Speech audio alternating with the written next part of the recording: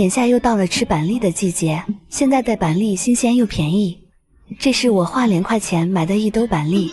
大家都知道，板栗虽然好吃，但是它的壳非常的坚硬，而且特别的难扒。今天呢，就给大家分享一个扒板栗的小技巧，1分钟可以扒好几个。下面跟着视频一起来学一下扒。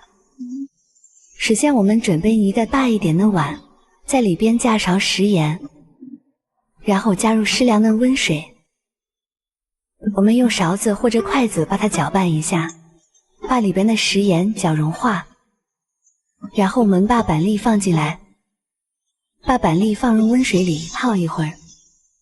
经过浸泡的板栗，它的壳会微微变软，这样我们在剥壳的时候就会非常的方便了。